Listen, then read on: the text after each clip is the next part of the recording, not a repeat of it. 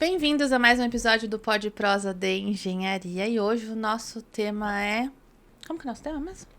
Controle tecnológico. Controle tecnológico na construção civil. Você já pensou que você, como profissional, ou como construtora, ou como estudante, pode trabalhar ou cuidar muito mais do controle tecnológico da sua obra, que vai fazer com que a sua responsabilidade técnica fique mais segura? Ou seja, uma vez que você tem controle tecnológico, laboratorial, do que acontece na obra, a sua responsabilidade como pessoa, conferir análises, resultados, fica muito mais segura. Já pensou nisso? Aqui estou com Isabelle Gama, engenheira civil, formada pela Universidade Paulista em 2013, fundadora do Gamatec, controle de qualidade, consultora e especialista em gestão de laboratório de ensaio de materiais da construção civil. Bem-vinda, Isa. Obrigada, Adri. Eu que agradeço o convite. Então, a gente vai falar sobre controle da qualidade na construção civil. Explique mais sobre isso. O que eu consigo controlar Laboratorialmente? Laboratorialmente dentro da construção civil, de forma acessível para todo mundo, vai. Vamos lá, eu vou falar então dos principais materiais. Isso. Quando a gente inicia uma obra, a gente tem o solo. Quase nunca ninguém olha para ele. E o solo é ali a parte principal, porque eu acho que, inclusive, quando a gente fala também da parte de patologia, se tiver um recalque de solo, tem uma fissura, e quase nunca a gente olha para essa etapa da obra. E ela é tão importante quanto. Daí nós temos, então, os ensaios de solo, que são o CBR, que é a caracterização desse solo. Temos o Proctor, temos o in situ. Tudo para garantir que esse solo tenha ou não uma boa qualidade, mas caso não tenha, a gente trata ele para que tenha um suporte para aquela estrutura que vai vir em cima, seja ela uma ponte, seja um edifício, seja um barracão, independente da finalidade. E aí, com essa caracterização do solo, a gente faz, então, essa trabalhabilidade dele, melhorando ele, dando esse suporte para ele, e ensaia também durante a execução desse serviço de terraplenagem. Quase ninguém olha para isso. Acho que, então, é um bom começo para a gente. É o que a gente chama de sondagem? Ainda não. A sondagem, ela é feita pro projeto. Tá. O Gamatec especificamente não faz isso, mas também faz parte do escopo aí de ensaios laboratoriais, né? Para a construção civil. Mas a sondagem, a gente diz sempre que é para estudar aquele solo na parte de baixo, como vão ser as fundações. Quando a gente trata dessa parte laboratorial, são os ensaios mecânicos do solo. Então, como é que o solo trabalha depois dele já modificado, né? Digamos assim. Entendi. Depois de passar a máquina ali, dar os fechas, compactar, como que esse ensaio, como esse solo foi submetido a esses ensaios, né? Como que ele trabalha ali. Perfeito. Então é isso. Já aprendi mais uma hoje, gente. Eu gosto, né? Esse é o Pod Prosa de Engenharia, se você está conhecendo ele agora, porque a gente está sempre discutindo com especialistas e aprendendo coisas novas. A minha especialidade, inclusive, se você não me conhece, vou me apresentar. Eu sou Adriana Duarte Sintra, engenheira civil, especialista em regularização de edificações. Meu escritório é especializado em projetos de prefeitura, BITS, aqui em Atibaia, INSS de obra para todo o Brasil, porque é federal, né? Então eu consigo atender o Brasil inteiro. E a parte de cartório, averbação, a gente também faz aqui na cidade. Então, eu não tenho, assim, tanta experiência na parte de obra. Eu já fiz obra na época da faculdade, mas já foram muitos anos de formado. E aí, hoje, a gente vai ficando cada um especialista no seu assunto. E né? eu acho isso tão importante e maravilhoso. Eu acho que eu também não domino, tá? A parte de regularização de obra. Mas eu acho isso maravilhoso porque, geralmente, quando a gente sai da faculdade, o que a gente pensa? Vamos projetar ou vamos construir? E tem uma gama tão grande, um pool, realmente, assim, de possibilidades no mercado, né? Tanto que as pessoas geralmente falam, nossa, mas é uma área tão específica, eu nem sabia que precisava disso. E é exatamente isso. E aí você que está em casa, proprietário de obra, estudante, profissional da construção, tu fala assim, olha, deixa eu olhar com um pouquinho mais de cuidado para esse ponto, porque justamente são os pontos não óbvios, né? Os pontos que... Se o óbvio precisa ser dito, imagine o não óbvio, né? Exatamente. Então a gente tem toda essa gama. O que mais que você tem para falar para mim? Porque, por exemplo, vou pedir... Tá, eu tô construindo, eu vou pedir um ensaio laboratorial de tecnologia da minha construção. O que eu posso pedir? De que você já falou esse do solo. Do solo, que eu acho que é primordial também, o concreto. Nossa, esse todo mundo conhece, assim, muita gente estuda isso também durante a faculdade, não que os outros não, mas acho que esse... O concreto eu acho que todo mundo viu na faculdade, eu acho. E eu tenho uma curiosidade também em relação ao concreto. O concreto, ele é o segundo material mais utilizado no mundo. Depois vocês deem um Google aí, que vocês vão ver que é exatamente esse dado. E ele só perde para água, e só perde para água porque a água é utilizada no concreto. Então, acho que por isso que a gente tem muito acesso ao ensaio de concreto. E geralmente, os engenheiros de obra se limitam a ele. E não é só ele, né? A gente tem vários outros ensaios que são tão importantes quanto. Posso fazer uma pergunta? Claro, fica à vontade. Quando eu compro um caminhão de concreto usinado, que já vem lá com a betoneira rodando, eles são sempre obrigados a me dar um teste? Ou só se eu pedir?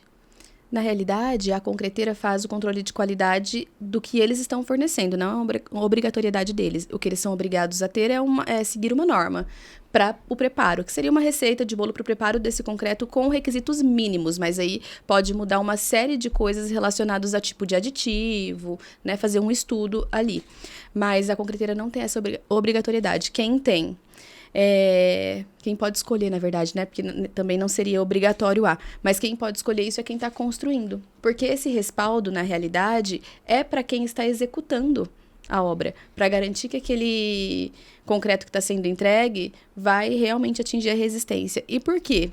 Porque quando o concreto sai da concreteira, ele sai com uma característica. Quando chega na obra, às vezes você pode colocar mais água do que o necessário, às vezes você pode ter uma modificação ali, não é aconselhável, mas... Ele pode ficar parado no trânsito. Pode ficar parado no trânsito. Então, acontece uma série de coisas que pode modificar a característica desse concreto.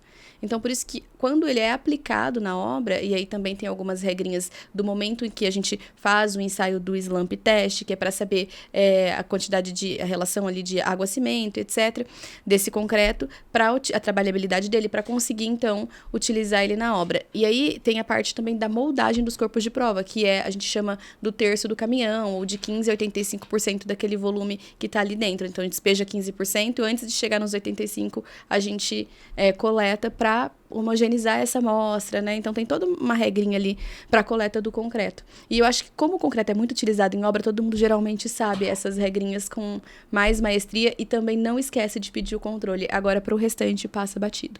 Tá, agora eu vou fazer outra pergunta. Se eu comprei um concreto de uma concreteira, ele entregou. Aí eu pedi o teste, ou contratei alguém, ou e cheguei lá no resultado que ele me deu inferior ao que ele deveria ter entregue. Quem é responsável? Depende. Depende se a adição de água. Depende. O que o laboratório, na verdade... Vou contar uma coisa pra vocês nos bastidores, tá? Pra isso que a gente vem aqui. Prosa de engenharia. Fala seu dedinho de prosa. Acontece muito da obra e da concreteira ir com os dois pés no peito. A gente fala assim, né? No laboratório. E o que eu penso sobre isso? Não por estar do outro lado da moeda, por ter gerenciado o laboratório por tanto tempo. Mas porque o laboratório, ele deve ser imparcial. E deve também ter uma confiabilidade naquele resultado que ele está relatando para esse cliente.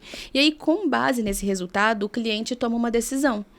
E tem muito fator que pode influenciar também, não no resultado em si, mas na decisão a ser tomada. Se reforça a laje, se reforça pilar, dependendo da peça que foi concretada, né? Então, o que eu digo em relação aos bastidores e contar aqui para vocês é que, gente, o laboratório não é o inimigo da obra, porque eu sei que a gente às vezes não quer ouvir que o concreto não atingiu uma resistência. E, às vezes, acontece mesmo de não ter uma equipe tão qualificada no laboratório. E eu acho que isso acaba que fica meio pejorativo para como se todos os laboratórios fossem assim. E aí, Idri, é por isso que a gente entra na implantação da 17025, que é uma norma completamente voltada para a gestão de laboratórios de ensaio e de calibração, para a gente garantir ou mitigar que esses ensaios sejam mais confiáveis, que o laboratório seja realmente imparcial. E aí, quem contrata um serviço de um laboratório que tem essa norma implantada e tem a acreditação pela SEGECRE do Inmetro, consegue dormir mais tranquilo com a decisão que vai tomar, mesmo se o material, né, não necessariamente só o concreto, atingir ou não a resistência. Eu acho que isso é muito importante você falar. Inclusive, a sua consultoria é para laboratórios, né? Pelo que eu entendi do seu trabalho. Sim. Então, se eu tivesse um laboratório que faz esses ensaios, você me daria consultoria de como estar dentro da norma para conseguir um selo do Inmetro, por exemplo? Exatamente. E aí você faz essa consultoria para os laboratórios. Exato. A gente implanta todos os requisitos dessa norma, da 17025, para que o laboratório esteja apto a receber a avaliação do Inmetro. E é interessante também que esse tipo de acreditação da 17025, dessa norma, ela só é possível com o Inmetro fazendo essa avaliação. Não existe outro organismo no Brasil todo que faça essa avaliação, senão o próprio Inmetro. Então vamos lá, nós estamos falando para você usar o controle tecnológico na sua obra através de controles laboratoriais para que você, como profissional, tenha mais segurança do serviço que está sendo prestado e dos materiais que estão sendo utilizados.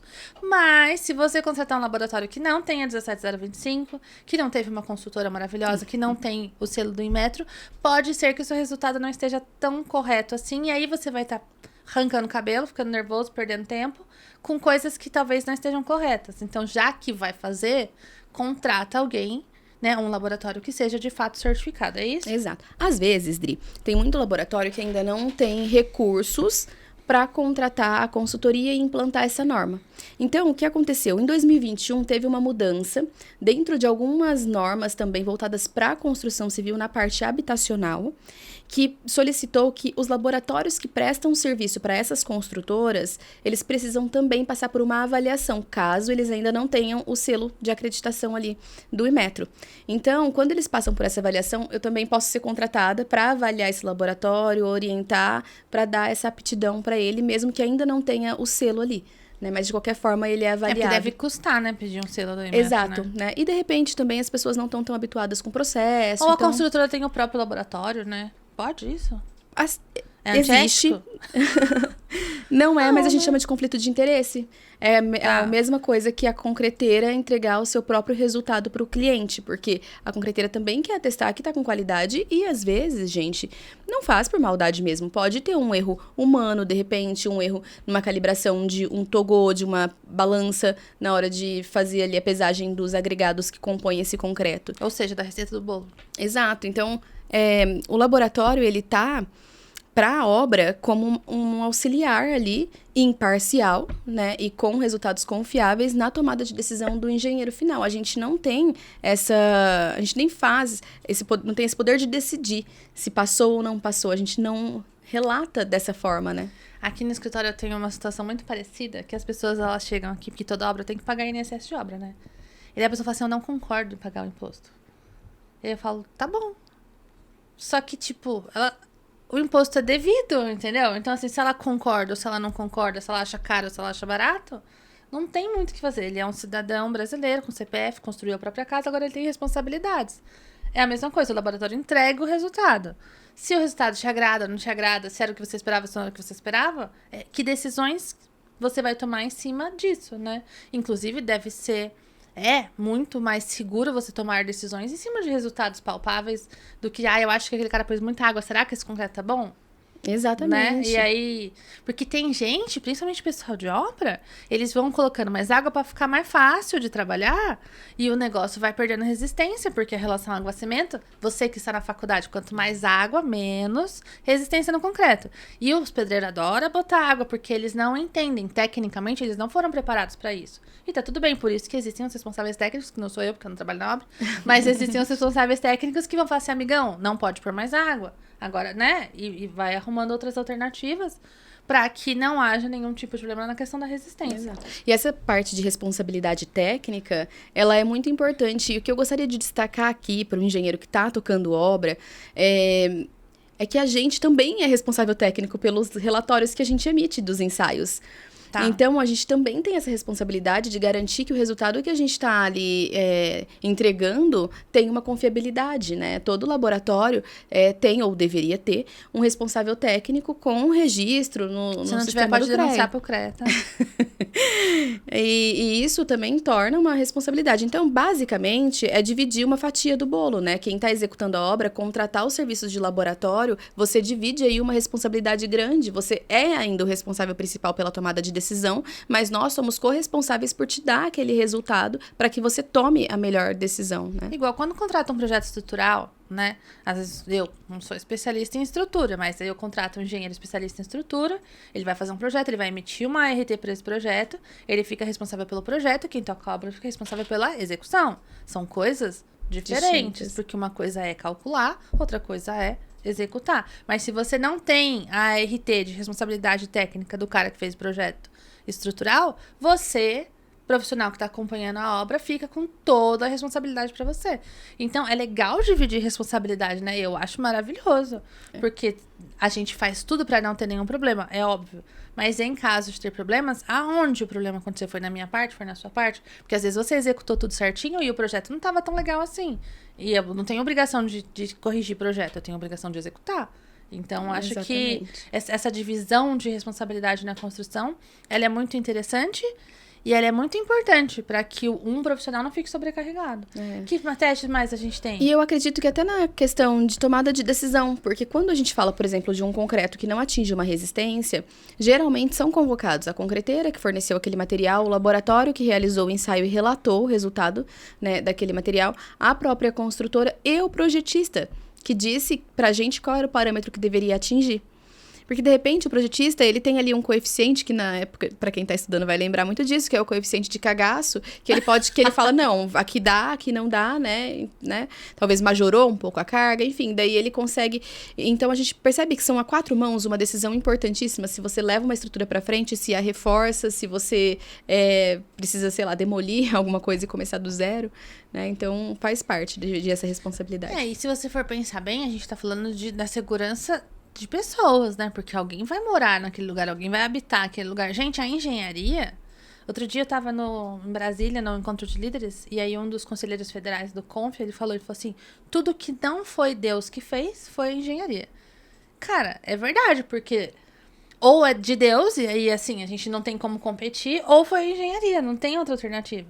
E se a gente quer deixar as pessoas seguras, que é a função da engenharia, por exemplo, o CREA, Conselho Regional de Engenharia e Agronomia, qual que é a função dele? Segurança da sociedade. Então, ele não tá lá fiscalizando para ver se tem responsável técnico ou não para dar multa. Ele tá fiscalizando porque aquele resultado pode interferir na vida de uma pessoa, na estrutura de um prédio. Então, é isso que as pessoas têm que entender. O conselho, ele é muito mais do que pagar anuidade. Ele tá ali fiscalizando que existe um responsável técnico exercendo aquela atividade como um relatório laboratorial. Não é qualquer um que tá fazendo. Porque o meu pedreiro que adora pôr água no cimento, ele não tem a capacidade técnica de entender isso, porque ele não estudou isso, ele não tem essa obrigação. Eu tenho. Né? Exatamente. Então, eu acho que é isso que é importante a gente entender, que quanto mais a gente divide as responsabilidades, mais fácil das tomadas de decisão. Perfeito, maravilhoso. Exato. Acho que esse é um ponto. Você me perguntou sobre os outros ensaios, Perguntei né? o que mais que a gente tem de ensaio. Vamos lá. Os principais, Dri, temos o ensaio de bloco, que daí os blocos também são de concreto, então a gente faz ali... Os ensaios mais comuns de bloco é absorção e área líquida, para entender quanto esse bloco ele suporta a umidade, né, e não ultrapassa ali os níveis de umidade. A compressão dele, para ver quanto ele aguenta de carga também. Geralmente, a análise dimensional, porque se você pega um bloco com muita variação, você concorda que no final da paginação da sua alvenaria vai ter uma diferença gritante, ou então nos seus vãos ali verticais, né? Fica com uma diferença e fica feia, e daí às vezes também infiltra. Então tem todo um porquê de fazer essa análise do bloco. E um teste que quase ninguém faz também, e é muito importante, é o teste de aderência à tração da argamassa. Eu ia perguntar desse. Tanto da argamassa quanto das placas cerâmicas. Que imagina que a gente, às vezes, faz um projeto e coloca uma fachada inteira de cerâmica. Gente, quem garante que isso ali tá fixado? O Júnior, que é o nosso conselheiro aqui em Atibaia, que ele inclusive é sócio da JJM, trabalha com construção, ele sempre fala dessa questão de fachada. Porque, cara, se desplaca um negócio, cai na cabeça da pessoa que tá passando na calçada, mata! Porque aqui Atibaia não tem prédio muito alto, agora começou a ter, né? Mas, cara, 10 metros de altura, imagina com que peso uma placa de cerâmica cai lá de cima na cabeça de alguém aqui embaixo. Exato. E é um ensaio que... No carro, né? É um estrago considerável. Exato. Geralmente, o pessoal faz esse ensaio só para validar. o material. E tá errado, porque tem muita coisa que pode mudar também e variar no decorrer da obra, na forma de aplicação, né? A gente nem sempre tá com o mesmo operador ali fazendo a execução daquele serviço, daquele trabalho. Às vezes a temperatura influencia, se choveu muito, se não choveu, qual é o substrato que tá por trás. Então, é importante que a gente faça um planejamento desse ensaio também de argamassa. É muito comum a gente ver só ensaio de validação, tanto para bloco, para o prisma, que é o conjunto do bloco com a argamassa, e às vezes também o prisma cheio, que daí é o conjunto do bloco com a argamassa, com o grout dentro, né? Os blocos, o prisma, a argamassa de aderência e atração, a de assentamento, que ela também é um ensaio de compressão, para entender ali qual é a resistência, né? São ensaios que são comuns, mas esses são tem pouco acesso, assim, o pessoal não pede muito, eles fazem muito mais para validar só, e eu não quero vender o peixe, gente, vamos lá. Não, mas a gente é um especialista, você tem que falar do Exato, seu peixe. Vamos dividir a responsabilidade, vamos entender que isso não é custo para a obra. Porque o que acontece muito também é assim, geralmente lança-se nas planilhas orçamentárias que a parte de controle tecnológico equivale a 1% do orçamento da obra. Se a gente for pegar realmente quais são os ensaios que são feitos até o final, contando também com a 15575, que é a norma de desempenho, a parte do acústico, do térmico, mas isso também é meio que uma obrigatoriedade, senão não aprova nos municípios o projeto, né? Então, o que é obrigatório a galera faz, né? E o que não é, eles não entendem a importância que isso tem. E aí eu acho que tem que vir desde a área do planejamento, né, do engenheiro que está planejando ali aquela obra, e entender que é importante colocar isso dentro da planilha orçamentária, para que seja executado, que seja feito, começa aí essa divisão, né, da fatia do bolo da responsabilidade de cada um. Isa, tipo, eu não manjo, certo? Aí eu decidi que eu vou tocar a obra, agora amanhã eu vou acordar e vou falar assim, nossa, agora eu vou montar uma construtora, daí ser construtora. E vou querer implementar na minha construtora ou na minha vida profissional os ensaios laboratoriais. Ó, já tô quase saindo a palavra inteira. Como que eu peço? Como que eu leio o resultado? Porque, veja bem, eu sou uma pessoa dos números, certo? Eu não tenho dificuldade nenhuma com números, gente, eu sou engenheira. Quando chegou o meu exame de gravidez, que não era aquele exame positivo e negativo, era um exame assim, taxa de sei lá o que lá, e tinha um número. Eu olhava pro número, eu olhava pra referência em cima e eu não conseguia saber se eu tava grávida. Porque o meu cérebro não calculava, ele não fazia conta. Eu olhava aquele número, eu olhava a referência, eu não conseguia chegar à conclusão. Eu virei pra moça que tava entregando, porque a gente vai só retirar o exame, né? É aquela moça que entrega o envelope. Aí entreguei o envelope pra moça e falei assim, moça, eu tô grávida ou eu não tô grávida? Aí ela falou, eu não posso dar resultado, porque ela não é da área da saúde, ela só era a moça que entregava o envelope. Falei, moça, pelo amor de Deus, eu preciso saber, eu preciso ir embora sabendo se tem bebê na minha barriga ou não tem. Daí ela pegou assim, né, tipo, não deixa a minha chefe ver, daí ela olhou assim, ela falou assim, tá grávida. Aí eu comecei a chorar. Aí ela falou assim, você queria? Eu falei, queria. Ela, ai, tá bom, obrigada, tchau. Daí ela ficou feliz, que eu tava chorando de felicidade, e me mandou embora, que ela não podia ter lido o resultado pra mim. Agora, imagina chega um resultado de um exame que eu não sei. De um exame, não. Um exame. É um exame, a gente pode falar. Você sabe que você entrou num ponto que talvez seja interessantíssimo eu trazer aqui pra vocês. Então, porque geralmente as pessoas falam assim, eu preciso de um laudo de concreto. Eu queria explicar a diferença do laudo pro relatório, que é basicamente isso que aconteceu com você. Quando a gente vai num laboratório colher um exame, o sangue para realizar o exame, a gente tem um relato de um resultado quando chega esse resultado para você. No seu caso, como era um ensaio de gravidez, o que a moça fez, a atendente que ela não poderia mais fez, foi te dar um laudo de que você tá grávida. Por isso que talvez ela não queria fazer isso, porque ela não é a médica, ela não é uma pessoa que poderia estar ali tecnicamente à frente disso, né? Talvez seja por isso, tá? Tô só deduzindo. Não, mas né? Base... É porque ela falou, eu não posso ler o resultado para você, né? Só que ela viu meu estado e ela me ajudou. E assim, tava escrito, né? Era só que o meu cérebro não tava computando. E às vezes a gente não tem o conhecimento. Exato. Se não tivesse a taxa de referência em cima, como que eu ia saber? Exatamente. E aí, Idri, o que muda, né? De laudo para relatório? Quando a gente, como laboratório, envia um resultado, a gente está relatando um resultado de um ensaio. Quando o engenheiro que recebe esse relatório, esse relato de resultado, ele define e lauda aquilo. A laje vai continuar da forma como tá, ou a gente vai reforçar. Então, não é o laboratório. Não é o laboratório que lauda. Entendi. Quando a gente fala de laudo de perícia, o que você fez? Você foi até o local. Você fez ensaios. você verificou o tamanho, a espessura da sua fissura, você verificou a quantidade que subiu ou não a parte de impermeabilização, você verifica N fatores na patologia. E aí, com base em todas essas informações, você faz um laudo daquela vistoria. Você faz um laudo daquela perícia. Quando o laboratório ele realiza os ensaios, não é um laudo, é só um relato de um resultado, de uma amostra específica. Né? Então, Entendi. Faz muito sentido a gente explicar isso, porque eu acho que começa por aí, quando eles ligam para solicitar os ensaios, eu quero laudo de concreto. Então, não, o que você recebe é só um relato, você quer um ensaio desse concreto. Isa, mas precisa usar esses termos, é para você entender a diferença do papel do laboratório dentro de uma obra.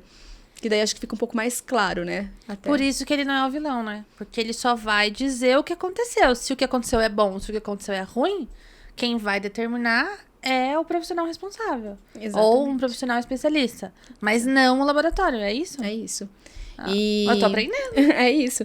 E assim, para solicitar também os ensaios. Como eu trouxe aqui para você alguns ensaios, inclusive de solo, que era algo que você não sabia da sondagem, mas não sabia do mecânico, né? Então, os engenheiros também não sabem fazer a solicitação dos ensaios. Eles às vezes não sabem nem que existe. E, gente, isso dá uma tranquilidade para dormir, provavelmente, quando coloca a cabeça no travesseiro, de saber que você tá com respaldo técnico normativo, porque o laboratório também precisa realizar os ensaios com base em norma. Não é nada da minha cabeça, é da cabeça de quem tá ali realizando o ensaio, então também tem um procedimento para realizar cada ensaio. E aí a gente tem essa possibilidade de entregar, então, de forma imparcial e confiável esse resultado, né, para cada engenheiro ali que solicitar de obra. Thais, entendi. Mas, me explica. E se eu quiser contratar você pra me ensinar a pedir o laudo? Porque é tipo o ChatGPT, entendeu? Ele tá lá pra resolver todos os seus problemas, mais ou menos. Só que se você não der o comando prompt correto, ele vai te entregar, não vai te entregar o que você tá pedindo. Então, se a gente não tem essa experiência, se a gente tá aprendendo essa malemolência dos relatórios laboratoriais, como que eu conseguiria aprender a pedir e aprender a ler o resultado? Porque se eu não souber interpretar o resultado, se você só manda o resultado, mas não fala se eu tô grávida ou não, como que eu vou saber o que tá acontecendo? Você tem alguma dica sobre isso? Spoiler! Spoiler! Eu tenho. Eu gravei um curso. Eu sabia. A gente sentia muita dificuldade quando estava na posição de laboratório e o engenheiro ligava para solicitar para a gente os ensaios. E a gente falava, mas o que você precisa não é esse ensaio, é esse ensaio, e a gente direcionava. E às vezes até a falta de conhecimento de que aquele ensaio é importante na fase que está a obra. Então tem esse curso assim no forno, tanto para como você solicita o ensaio e como é que você faz para interpretar aqueles resultados que vêm quando você recebe o relato desses resultados, né? O que pode interferir, o que pode influenciar. Eu li dias atrás um artigo sobre a aderência de argamassa. E tem, sim, na norma, uma especificação do que deveria atingir esse ensaio. E aí, geralmente, os projetistas colocam isso também nos projetos, né? Do que tem que ter ali de aderência. Mas, a depender de como está o tempo, do que foi que influenciou, a gente pode interpretar de uma outra forma aquele resultado que você recebe, né? E aí, você toma com base nisso a sua decisão. Então, pensando nesse contexto todo, a gente fez também esse curso voltado para a interpretação dos resultados e o que pode influenciar e etc. Posso fazer outra pergunta? Com certeza. Por exemplo, eu sou especialista em INSS de obras. Então, eu ajudo o Brasil inteiro a regularizar o seu imposto na Receita Federal. Eu poderia ser um profissional especialista em... Seria laudar quando eu fizer esse curso, como que eu vou poder transformar o meu conhecimento em fonte de renda? A gente tem o curso de interpretação da 17025, que é a forma como você se transforma, então, ali numa pessoa competente, com proficiência, para entrar no laboratório e implantar essa norma 17025 como um consultor.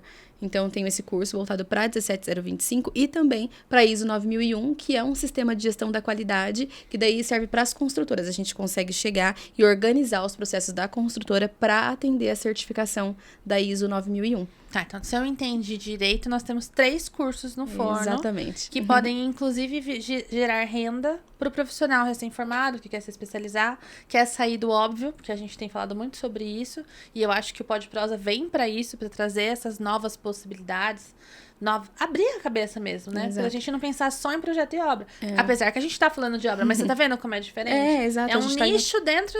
E eu vou te falar outra coisa, tá? A 17025, todo podcast que eu vou falo sobre isso, porque ela é um oceano azul dentro da construção civil. A 17, apesar da gente ter voltado todo o podcast para falar dos ensaios da construção, ela também abrange ensaios físico-químicos, vários outros ensaios, né? E tudo tem que ser ensaiado e normatizado, né? Como o nosso laboratório na parte da construção, a acreditação ele pode ser de forma voluntária, então muitos laboratórios não têm essa acreditação. Mas, para outros segmentos, a 17025 ela é de forma compulsória, ou seja, é obrigatório ter.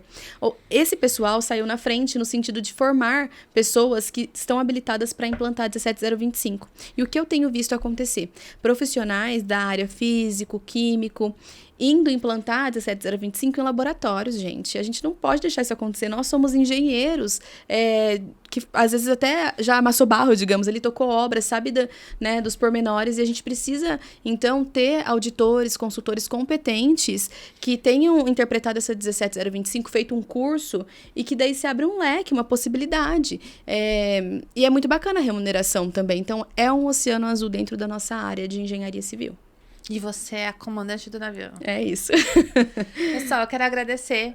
Isa, muito obrigada por você ter vindo. Muito obrigada. Eu acho que foi um papo muito legal. Acho que quem está em casa conseguiu entender um pouquinho do que é esse controle tecnológico na obra, de como pode ser, como implementar. Você que já é engenheiro de obra antigo, tá pensando aí que, poxa, bem que eu podia aprender um pouquinho mais, bem que eu podia usar um pouco mais desse recurso. Pessoal, é aquilo que a gente sabe, o que a gente gasta em projeto complementar, o que a gente gasta em exames laboratoriais, o que a gente gasta de sondagem, todas essas coisas, perto da responsabilidade que a gente tem é nada. E outra coisa, com todo respeito a você, proprietário de obra, o dinheiro é do proprietário. A gente tem que usar de forma que transforme a edificação dele o mais segura possível para ele. Não estou gastando dinheiro à toa. Eu estou garantindo a segurança da família dele. Isso não tem preço. Então, vamos parar de economizar com bobagem, né? Porque daí compra lá a fibra de coco da Tanzânia, que custa uma fortuna para decoração, mas não quer gastar no controle tecnológico. Não tem cabimento um negócio desse. Vamos colocar juízo na cabeça desse povo, inclusive nas nossas? Exatamente. Né? Engenheiros de obra, solicitem os ensaios. É importante para vocês dormirem tranquilos também, viu?